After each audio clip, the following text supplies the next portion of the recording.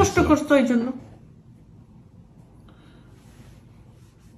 মানে তুমি যে কালকে ফেসবুকে বুয়া নিয়ে স্ট্যাটাসটা দিছো, এইটার জন্য তোমার এটা হলো গিয়ে তোমার খেসারত, তুমি ভাববা, এটার উত্তর তুমিই বাই করবা।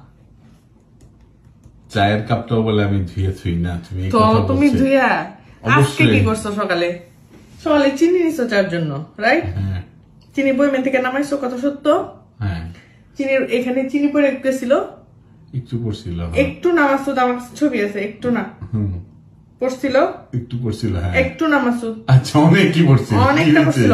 তুমি ক্লিন করে রেখে গেছিলা না? তখন তুমি তো আমার তারা দিতেছো, মেধার লেট হয়ে যাচ্ছে। এটা পড়ার পরেও তুমি বাথরুমে গেছো, তুমি কাপড় পরছো, তুমি ডিম খাইছো, তুমি চা খাইছো, তুমি ফেসবুকে স্ক্রল করছো, নিউজ পড়ছো, তারপর তুমি মেধারে নিয়ে গেছো। কিন্তু তোমার কি করা উচিত ছিল যখন এটা পড়লো?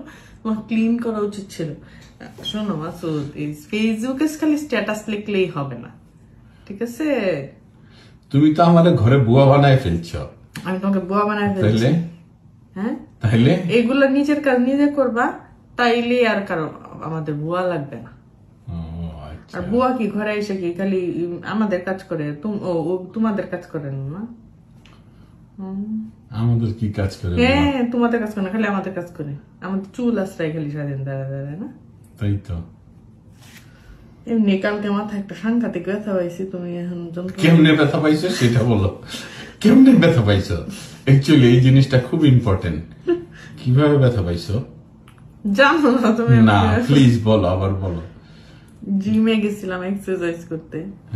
এক্সারসাইজ করা শেষ হলে জিমে একটা বসার একটা কালো চেয়ারের মতন থাকে, ওইটা এমন ভাবে রাখছে কেউ যে ওখানে বসা দিচ্ছিল না। ওইটা স্ট্রেট করার জন্য পেছনে ফাংশন আছে, ওটা ধরে আমি টান দিছি আর আমি উকি বুম করে আমার মাথায় যেখানে পড়ছে এইভাবে বাড়ি দিছে।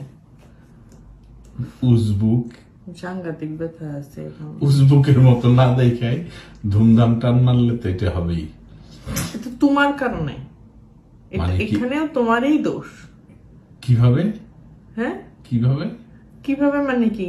তুমি আমার ফোন দাও, কই তুমি, ক্ষুধা লাগছে, কখন খাবো, কি রাঁধছো, কি খাবো কি না খাবো, সকালে খালি একটা ডিম দিছ। এই কারণে আমি ব্রতম করছি, আমি তাড়াহুড়া করছি। মানে ঘুরে ফিরে সমস্ত দোষ আমার কেমনে হয়ে যায়? স্ট্রেসে রাখো আমাকে না।